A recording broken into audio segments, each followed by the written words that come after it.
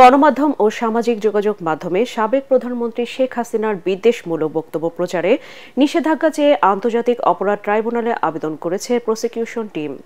Prosecutor Abdullah Al Mamun এ তথ্য নিশ্চিত করেছেন। দুপুরে বিচারপতি মোহাম্মদ গোলাম মর্তুজা মজুমদারের নেতৃত্বাধীন আন্তর্জাতিক অপরাধ ট্রাইব্যুনালে আবেদনের ওপর শুনানি হওয়ার কথা রয়েছে।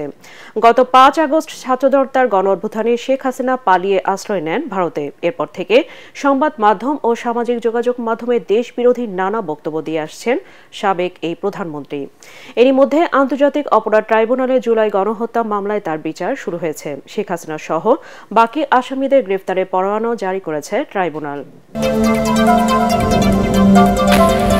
বহুল আলোচিত তত্ত্বাবধায়ক সরকার বাতিল সহ বেশ কিছু বিষয়ে নানা সংবিধানের পঞ্চদশ সংশোধনী কেন অবৈধ হবে না এই মর্মে জারি করা রুলের রায়ের জন্য ১৭ ডিসেম্বর দিন ধার্য করেছেন হাইকোর্ট। সকালে বিচারপতি ফারাহ মাহবুব ও বিচারপতি দেবাশিস রায়চৌধুরী হাইকোর্ট বেঞ্চ এই দিন ধার্য করেন। দীর্ঘ ২৩ কার্যদিবস শুনানি শেষে হাইকোর্ট রায়ের দিন ঠিক করল। আদালতের রাষ্ট্রপক্ষে শুনানি করেন attorney general Mohammad Asaduzzaman, deputy attorney general Mohammad Asaduddin. রিটকারী সুজনে বদিউল আলমের পক্ষে শুনানি করেন সিনিয়র আইনজীবী ডক্টর শরীফ ভূঁইয়া।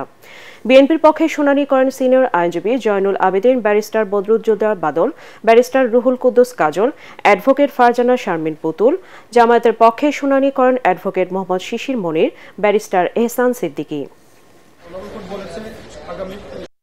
বাংলাদেশে যে অথরিটারিয়ান ব্যবস্থা প্রতিষ্ঠা করা হয়েছিল, ডেমোক্রেটিক রিজিমকে যে ধ্বংস করা হয়েছিল, কনস্টিটিউশনাল সুপ্রিমেসিকে যেভাবে ধূলিসাৎ করা হয়েছিল, জনগণের ক্ষমতাকে যেভাবে কম্প্রোমাইজ করা হয়েছিল, এই সব কিছুকে সামনে রেখে আইন বিভাগ একটি অত্যন্ত যুগান্তকারী রায় প্রদান করবেন মর্মে আমরা আশা প্রকাশ করি এবং এই রায়ের মাধ্যমে বাংলাদেশে democracy, competitive democracy, liberal democracy এবং গণতান্ত্রিক শিষ্টাচার প্রতিষ্ঠিত হবে এবং কেয়ারটেকার গভর্নমেন্টের যে বিধান বাতিল করে দেওয়া হয়েছিল, কেয়ারটেকার গভর্নমেন্টের বিধানও পুনরায় আসবে, এটাই আমরা প্রত্যাশা করি।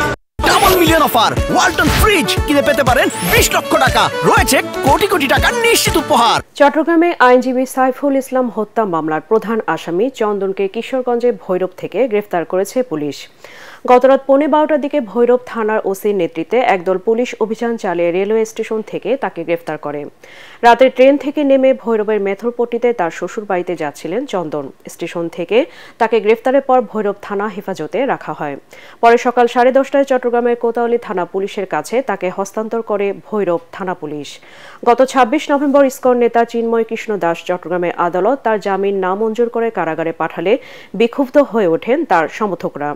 আদালত থেকে তাকে কারাগারে নেওয়ার সময় হামলার শিকার হয়ে নিহত হন আইনজীবী সাইফুল ইসলাম আলিফ। হত্যার ঘটনায় নিহতের বাবা জামাল উদ্দিন বাদী হয়ে চট্টগ্রামের কোতোয়ালি থানায় ৩১ জনের নাম উল্লেখ করে মামলা করেন।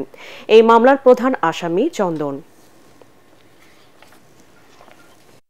গোপন সংবাদের ভিত্তিতে আমি আমার অফিসার ফোর্স সহ রেলওয়ে স্টেশন থেকে গতকালকে 12:15টার দিকে গ্রেপ্তার হয়েছে।